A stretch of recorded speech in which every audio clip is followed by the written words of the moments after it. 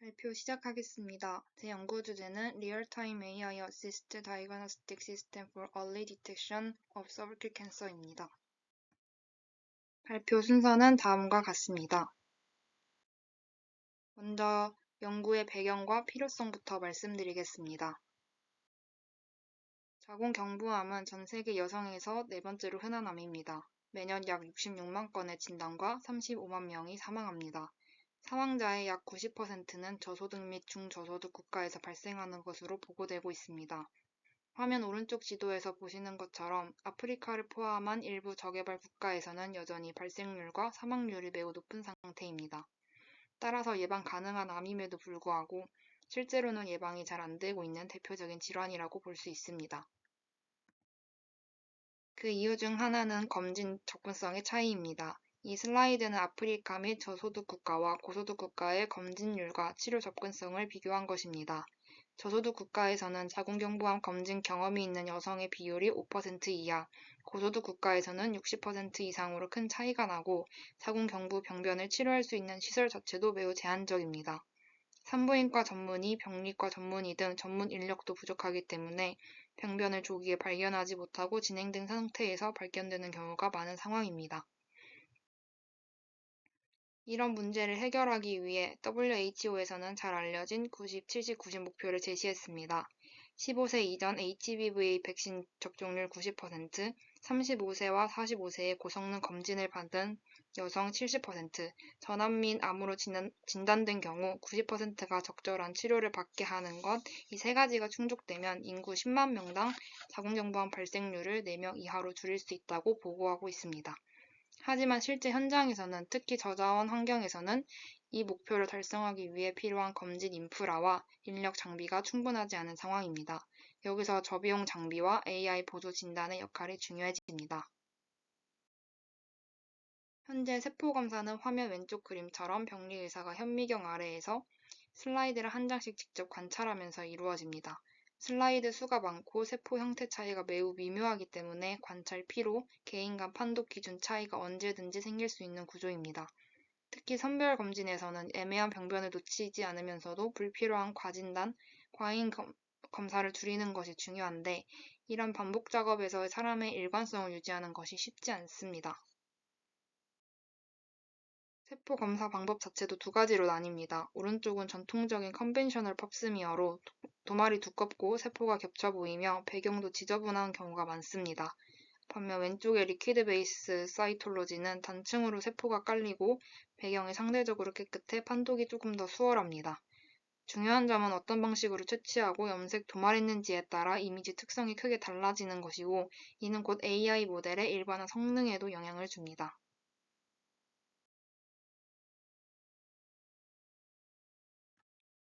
초기 컴퓨터 보조 진단 연구들은 핸드크래프트 특징에 기반한 고전적인 방법들이었습니다.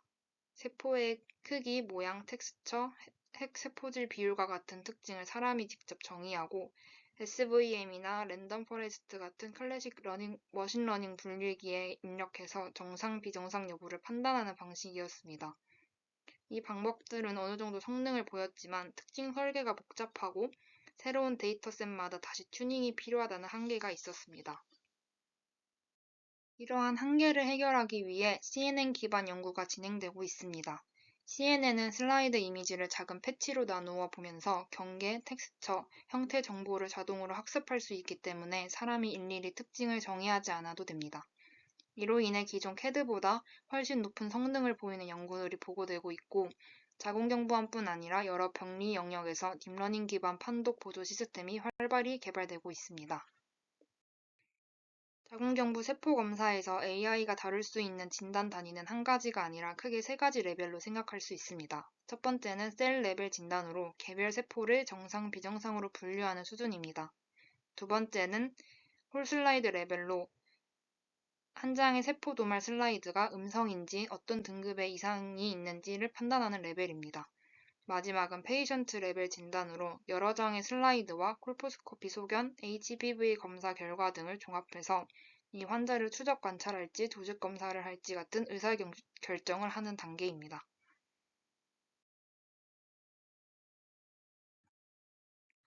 이 슬라이드는 세포진 AI의 전형적인 처리 파이프라인을 정리한 것입니다. 1단계는 프리프로세싱, 배경 제거, 색 보정 등 이미지를 정리하고 셀 디텍션에서 후보 세포를 찾습니다. 세 번째 단계로 세그멘테이션을 통해 핵과 세포질을 정밀하게 분리하고 마지막 단계에서 셀 레벨의 클래시피케이션을 수행합니다. 마지막으로 전체 슬라이드 환자 검사 단위에서 진단을 하는 구조입니다.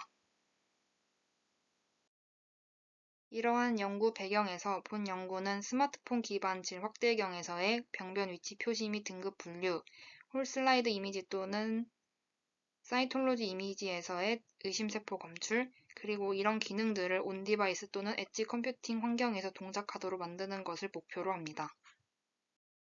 먼저 콜포스코피 AI에 대한 내용입니다. 콜포스코피 AI 연구 방법에 대해 설명하겠습니다. 본 연구의 콜포스코피 AI는 AI 하부 자구 경부암 상피내 종양 의료 영상 데이터를 사용했습니다.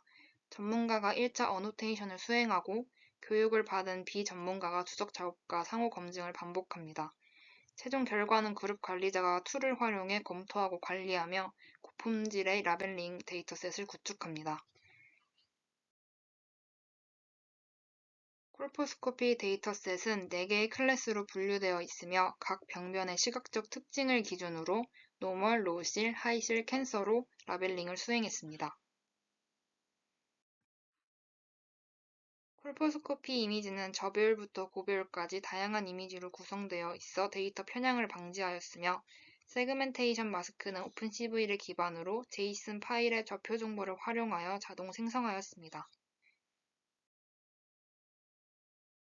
콜포스코피 AI는 클래시피케이션과 세그멘테이션 2개의 브랜치로 구성된 이중 브랜치 구조입니다. 이중 브랜치 구조를 통해 하나의 모델로 진단 결과와 병변의 위치를 동시에 제공할 수 있도록 설계하였습니다. 클래시피케이션은 모바일넷 V3 라지 모델을 백본으로 사용하였습니다. 이 모델은 경량화 딥러닝 구조를 사용해서 파라미터 수와 연산량을 크게 줄이는 대신 분류 성능은 최대한 유지하도록 설계된 경량 CNN입니다. 마지막에는 글로벌 에버리지 풀링과 덴스 레이어를 통해 4개의 클래스에 대한 소프트맥스 출력을 내도록 구성했고 노멀, 로실, 하이실, 캔서 4가지 확률을 출력합니다. 모바일넷 V3를 선택한 이유는 나중에 보여드릴 스마트폰 기반 질 확대경 장치에서 온디바이스 추론을 하기 위해 모델이 충분히 가벼워야 했기 때문입니다. 세그멘테이션은 인코더, 디코더 구조를 사용했습니다. 인코더 부분은 모바일넷 V3 라지를 백본으로 특징을 추출하고 중간에 3x3 컨볼루전들을 묶은 ASPP 모듈을 통해 여러 스케일의 정보를 통합했습니다. 디코더에서는 업셋플링과 스킵 커넥션을 사용하여 원본 해상도에 가까운 세그멘테이션 맵을 복원하고 마지막에 원바이원 컨볼루전을 통해 병변과 비병변 픽셀 단위의 마스크를 출력합니다. 이렇게 하면 분류와 세그멘테이션이 같은 백본 특징을 공유하면서 파라미터 수를 줄이고 학습을 안정화할 수 있었습니다. 학습 설정입니다. 입력 크기는 224 x 224이고 옵티마이저는 아담, 러닝 레이트는 2의 마이너스 5승, 배치 크기는 16으로 설정했습니다. 웹폭은 최대 100까지 두었지만 얼리 스타핑과 러닝 레이트 스케줄러를 적용해서 과적 합이 시작되면 자동으로 학습을 멈추도록 했습니다. 분류는 카테고리컬 크로스 엔트로피와 포컬 로스를 조합해 클래스 불균형을 완화했고 세그멘테이션은 다이스 로스와 트벌키스키 로스를 함께 사용해서 특히 병변 경계가 얇거나 작은 경우에도 손실이 잘 반영되도록 했습니다. 콜포스코피 AI 결과입니다. 먼저 전체적인 학습 결과입니다. 클래시피케이션 모델의 검증 정확도는 86%, 세그멘테이션 모델의 검증 정확도는 89% 수준으로 수렴했습니다. 그래프를 보시면 애큐러시 곡선에서 학습과 검증 정확도가 빠르게 올라가다가 일정 수준에서 안정화되는 것을 볼 수 있고 가운데 로스 곡선에서도 둘 다 비교적으로 안정적으로 감소하다가 안정화되는 형태를 보입니다. 클래스별 정확도를 보면 노멀은 약 93%, 로우 실은 83%, 하이 실은 63%, 캔서는 89%로 나타났습니다.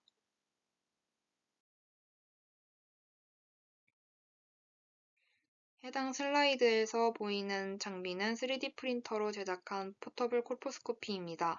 이 장비를 사용해 별도의 비싼 콜포스코피 장비가 없어도 스마트폰 하나와 이 케이스만으로 기본적인 자궁경부 확대 영상 촬영이 가능하게 합니다. 앞서 설명드린 멀티태스크 AI 모델을 온디바이스로 탑재해서 촬영 즉시 병변 표시와 등급 추론이 이루어지도록 구현했습니다. 마지막으로 콜포스코피 워크플로우입니다. 먼저 환자 차트에 있는 QR코드를 스캔해서 EMR상의 환자 식별자와 인카운터 정보를 앱으로 가져옵니다. 두 번째 단계에서는 자궁경부 이미지를 스마트폰 콜포스코피로 촬영하고 촬영한 이미지를 즉시 온디바이스 모델로 추론하여 병변 등급과 세그멘테이션 정보를 얻습니다. 마지막으로 그 결과를 EMR 서버에 업로드하면 촬영된 이미지와 AI 결과가 해당 환자의 인카운터에 자동으로 연결됩니다.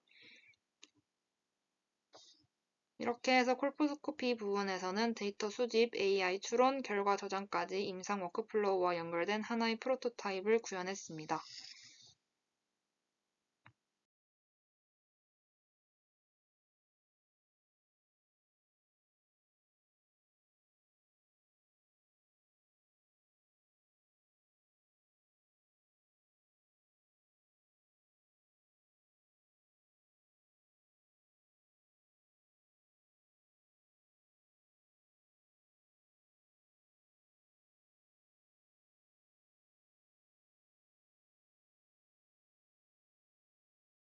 다음은 사이톨로지 AI입니다.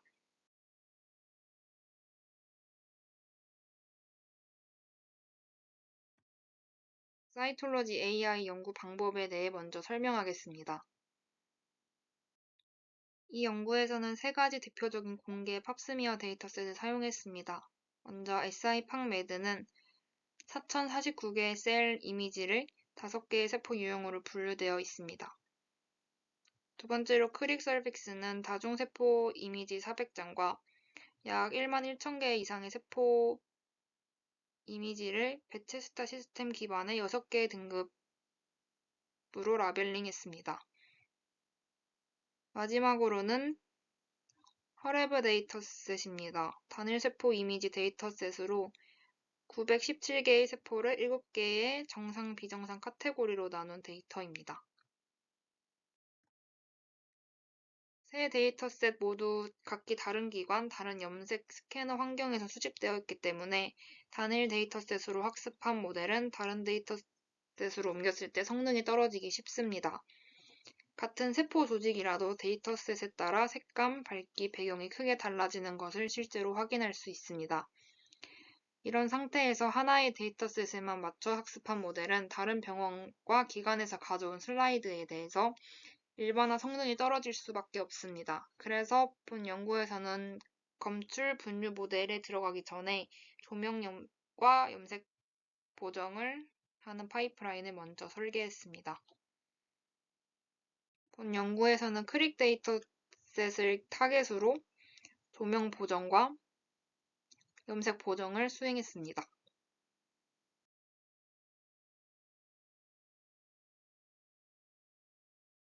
첫 번째 보정은 FC4 기반 조명 보정입니다.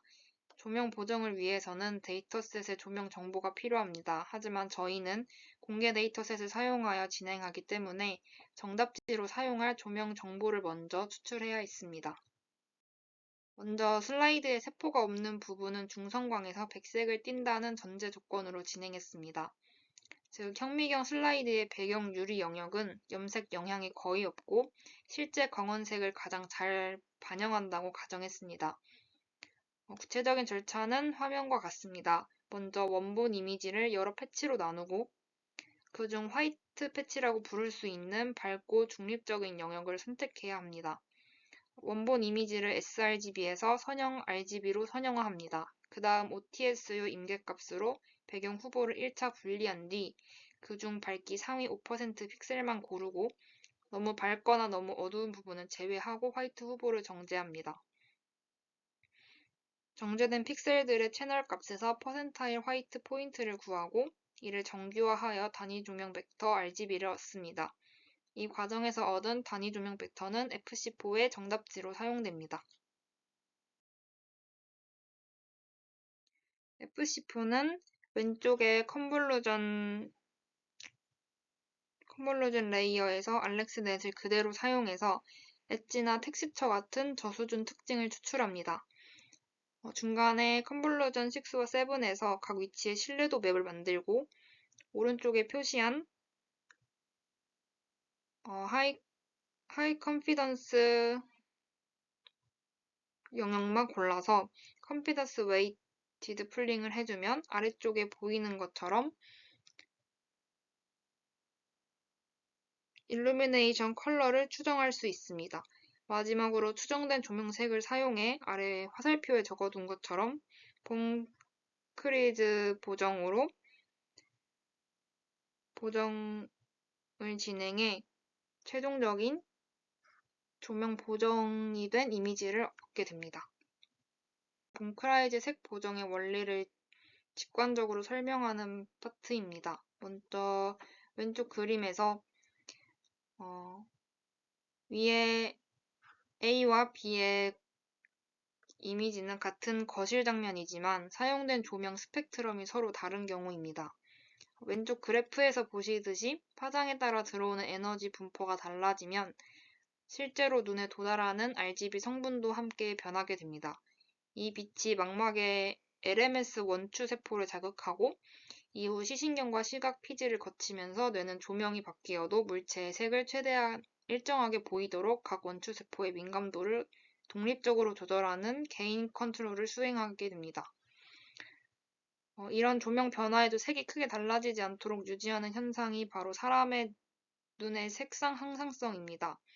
오른쪽 그림은 이 과정을 더 단순하게 그린 도식입니다.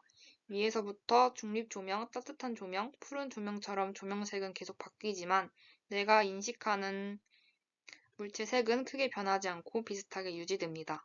즉 실제로 들어오는 RGB 에너지는 매번 달라지지만 뇌가 각 채널의 이득을 다르게 조정해서 같은 빨간색, 같은 흰색으로 보정하고 있다고 볼 수 있습니다.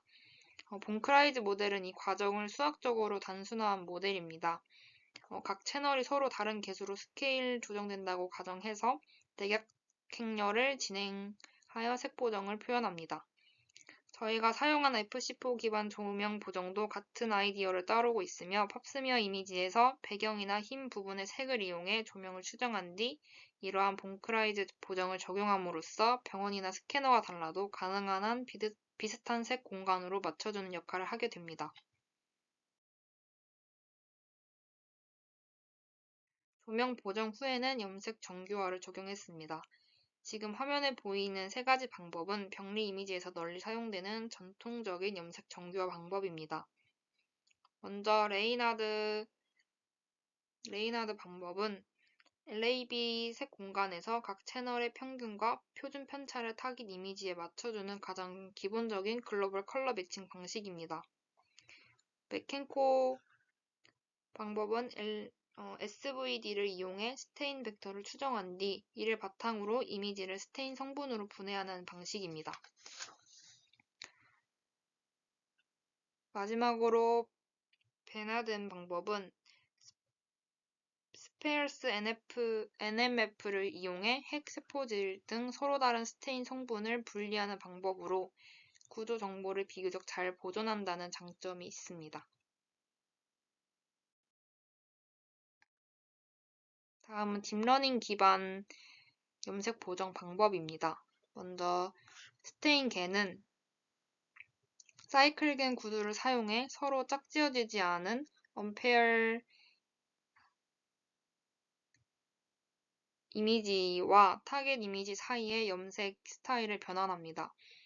이를 통해 크릭과 SI 팍매드 등 여러 소스에서 온 이미지를 타겟으로 지정한 크릭 스타일로 통일된 형태로 만들어줍니다. 다만 이런 겐 기반 모델은 구조가 무겁고 추론 시간이 오래 걸리기 때문에 현장 적용에는 적합하지 않습니다. 그에 비해 스테인넷은 원바이원 컨볼루전 레이어를 사용해 구조적 변화 없이 빠른 시간에 변환 가능합니다. 스테인넷은 티처 스튜던트 구조를 사용하여 학습을 진행합니다. 여기서 스테인겐의 결과를 스테인넷의 티처로 삼아 타겟 스타일 이미지를 따라가도록 지도학습시켰습니다. 화면에 보이는 예시는 SI 팡메드 원본 이미지에 대해 스테인겐, 레이너드, 스테인넷을 적용했을 때의 차이를 비교한 것입니다. 먼저 스테인겐의 결과를 보시면 타깃 스타일에 대해 색감은 잘 따라가고 있지만 세포 경계나 형태가 약간 일그러지는 구조적 변화가 생길 수 있다는 한계가 있습니다. 반대로 레이나드는 구조는 잘 보존하지만 언페어드 설정에서는 색감이 충분히 타겟 스타일에 따라가지 못하는 모습을 볼 수 있습니다.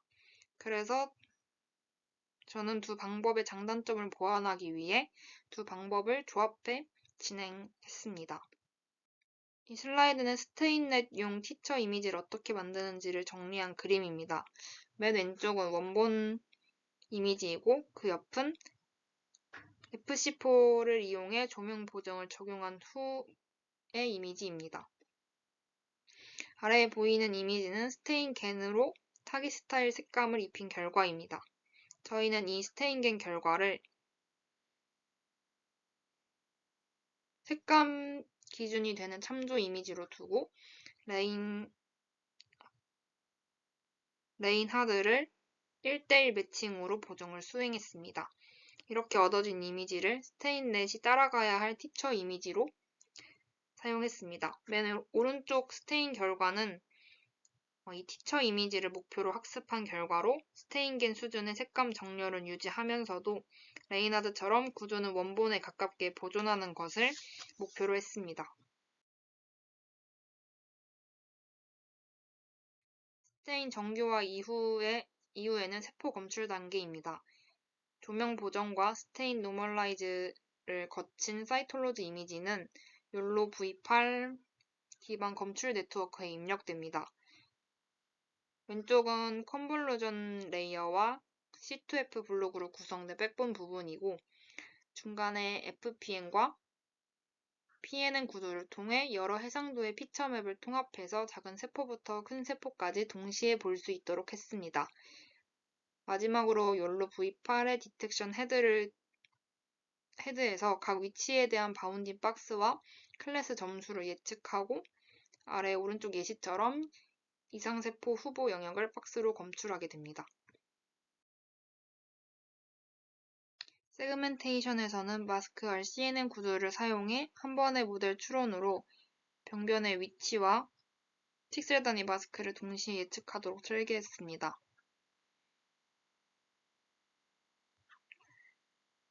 왼쪽 사이톨로지 이미지를 입력으로 넣으면 레즈넷 50 백본을 거치면서 특징 맵이 추출됩니다. 이 특징 맵에서 RPN이 3x3 컨볼루전을 이용해 병변의 후보가 될 만한 영역들을 제한하고 제한된 영역은 ROI 단계를 걸쳐 일정 크기로 정렬됩니다. 이렇게 정렬된 ROI는 두 갈래로 나뉘는데 하나는 풀리 커넥션 레이어로 들어가서 각 영역의 클래스와 바운딩 박스 좌표를 출력하고 다른 한 갈래는 마스크 헤드에서 여러 층의 컨볼루전과 업샘플링을 거쳐 각 ROI에 대한 픽셀 단위 병변 마스크를 생성하게 됩니다. 이런 구조를 통해 단순히 병변이 있는지 여부만 보는 것이 아니라 사이톨로지 이미지에서 어디까지가 병변인지 병변 경계가 어떻게 생겼는지를 인스턴트 단위로 정밀하게 분리하는 것을 목표로 했습니다. 클래시피케이션에서는 에피션트넷 B7 기반의 이진 분류기를 사용했습니다. 왼쪽에 보시는 것처럼 세포 패치를 입력하면 에피션트넷 B7 백본을 통해 특징을 추출하고 그 출력을 글로벌 에버리지 풀링 2D를 적용해 하나의 벡터로 요약합니다. 이 벡터는 상단에 보이는 클래시피케이션 헤드로 들어가서 여러 개의 덴스 레이어와 배치 노멀라이전 드롭아웃층을 통과한 뒤에 마지막에 1차원 시그모이드 출력으로 변환됩니다. 최종적으로는 이 값을 abnormal percentage로 해석하고 일정 스레스홀드를 기준으로 노멀과 abnormal을 구분하도록 설계했습니다.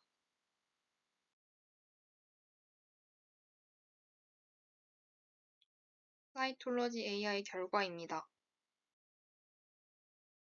이 슬라이드는 FC4 조명 보정 결과를 예시로 보여주는 그림입니다.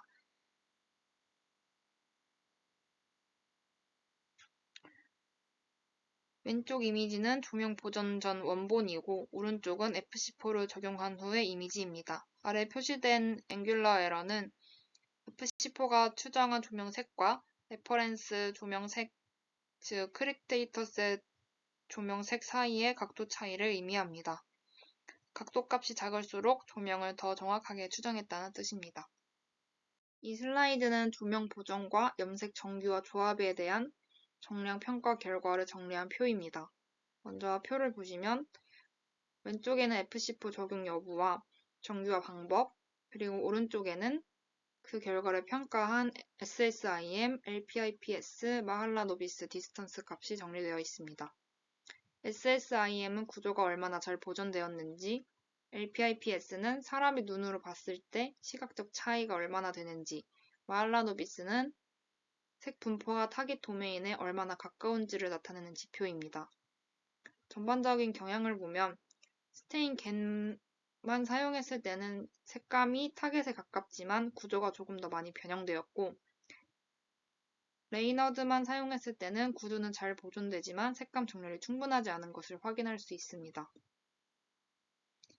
마지막 줄에 표시된 FC4와 스테인 겐을 레퍼런스로 한 레이너드를 적용했을 때 SSIM이 가장 높고 LPIPS도 상대적으로 낮게 나오면서 구조 보존과 색감 정렬 사이에서 가장 균형이 좋은 조합으로 나타났습니다. 그래서 이후 실험에서는 이 설정을 최종 스테인넷 티처 파이프라인으로 사용했습니다. 이 슬라이드는 앞에서 생성한 티처 이미지를 이용해 스테인넷을 학습했을 때의 정량 평가 결과입니다. 전반적인 경향은 앞 슬라이드와 동일합니다. 스테인겐과 레이너드를 조합해서 만든 티처를 따라가도록 학습했을 때 구조적인 변화는 적으면서도 타깃 데이터셋의 색감은 잘 따라가는 결과를 얻을 수 있었습니다. 마지막 줄에 표시된 설정이 최종 버전인데요. 여기서 SSIM은 높게 나오고 FID와 LPIPS, 델타 E, MSE의 값들은 상대적으로 낮게 나와서 스테인넷이 티처 이미지를 가장 안정적으로 모사하면서 타깃 도메인에 가까운 색 분포를 갖는다는 것을 보여줍니다.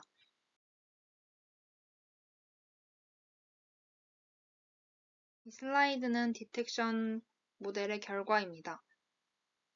위 모델들은 각 데이터셋의 디텍션 성능을 나타낸 결과이고 파란 박스로 되어 있는 결과는 크릭 데이터로 학습한 모델의 SI 팍매드의 오리지널과 노멀라이즈된 데이터셋을 적용한 경우입니다. 수치만 보면 값들이 낮은 걸 확인할 수 있는데요. 이것은 크릭과 SI 팍매드가 바운딩 박스 크기와 라벨링 기준이 달라서 IOU 기준이 엄격하게 적용되어 깨지는 영향이 크다고 볼 수 있습니다.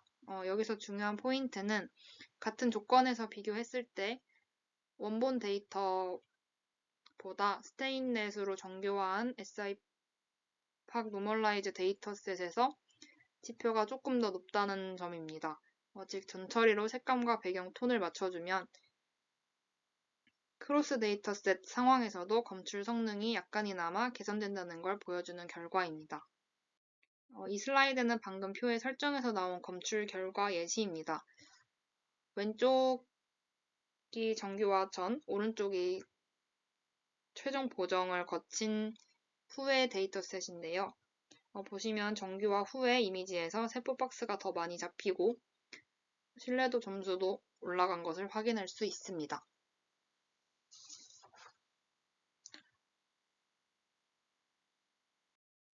다음은 세그멘테이션 결과입니다. SI팍 노멀라이즈 데이터셋과 원본 SI팍 매드 데이터셋 각각에 대해 마스크알 CNN을 적용했을 때의 결과입니다.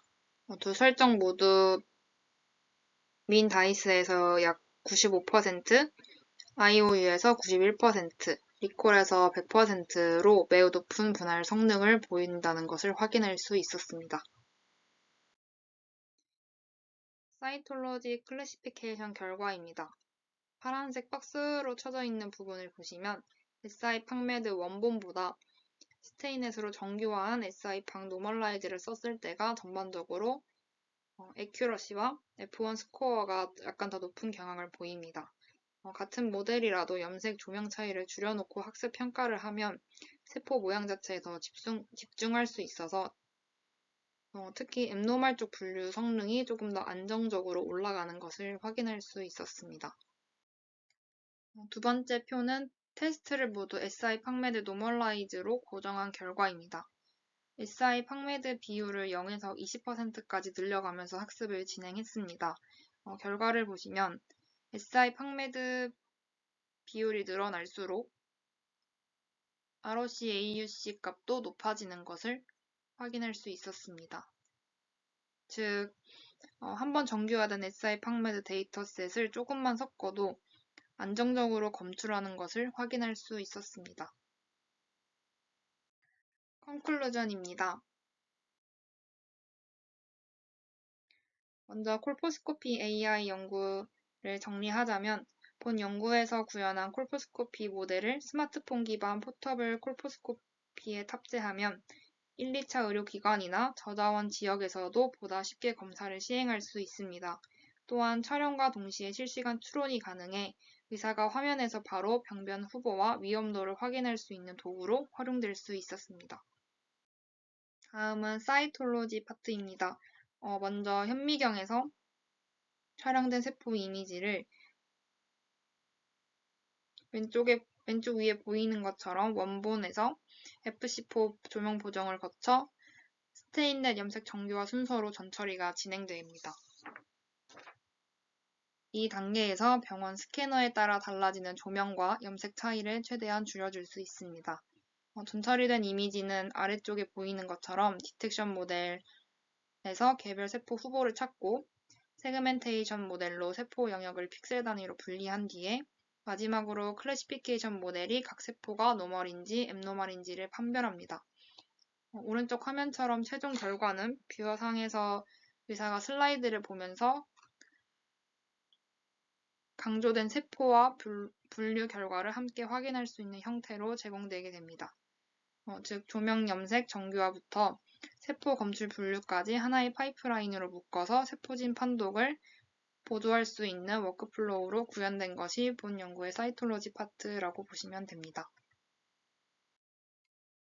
또한 이번 연구에서 제안한 시스템은 원격 현미경과 온디바이스 AI를 조합해서 소규모 병원이나 저자원 지역에서도 기본적인 자궁경부 선별 검사를 가능하게 합니다. 다만 이 AI 모델은 의료진을 대체하기 위한 도구가 아니라 진단 보조 도구로 설계되었습니다. 이런 구조를 통해 1, 2차 의료기관에서 촬영한 이미지와 AI 결과를 상급 종합병원이나 전문의에게 EMR을 통해 원격으로 공유할 수 있고 그 결과 협진을 지금보다 훨씬 쉽게 수행할 수 있는 기반을 제공할 수 있을 것으로 기대하고 있습니다. 하지만 이 연구에는 몇 가지 한계점이 있습니다. 먼저 콜포스코피 데이터는 현재 국내 기관에서 수집된 제한된 규모의 데이터셋이며 세포진 실험 또한 두 종류의 공개 데이터셋만 기반한 후향적 분석이라는 제약이 있습니다. 공개 데이터셋을 활용해 전처리 과정을 수행했기 때문에 정확한 정답지가 없다는 한계가 있습니다. 따라서 실제 임상 적용을 위해서는 다기관 더 큰 규모의 데이터셋으로 외부 검증을 수행하고 실제 임상에서 채취되는 슬라이드를 대상으로 자체 세포진 데이터 수집이 필요합니다. 이를 통해 인하우스 사이톨로지 데이터셋을 만들고 공개 데이터셋과의 교차 검증이 필요합니다. 퓨처 스터디입니다. 향후 연구 방향은 먼저 콜포스코피에서는 한국 단일 기관이 아니라 저개발 국가를 포함한 다기관 콜포스코피 데이터셋을 구축해서 장비와 병원이 바뀌어도 병변 검출 등급 분류가 견고하게 유지되는지를 평가해야 합니다. 두 번째는 세포진 AI인데요. 지금은 패치 단위 이진 분류에 머물러 있지만 앞으로는 홀슬라이드나 환자 단위 진단으로 확장하고 여러 기관에서 수집한 정교화된 팍스미어 데이터셋과 노이즈에 강한 학습 기법을 적용해야 합니다. 마지막은 시스템 워크플로우 통합입니다. 제안한 모델들을 실제 원격 현미경에 탑재하고 EMR과 연동해서 진료 현장에서 바로 쓸 수 있는 리모트 마이크로스콥과 AI 워크플로우로 발전시키는 것이 목표입니다. 이상으로 발표 마치겠습니다. 감사합니다.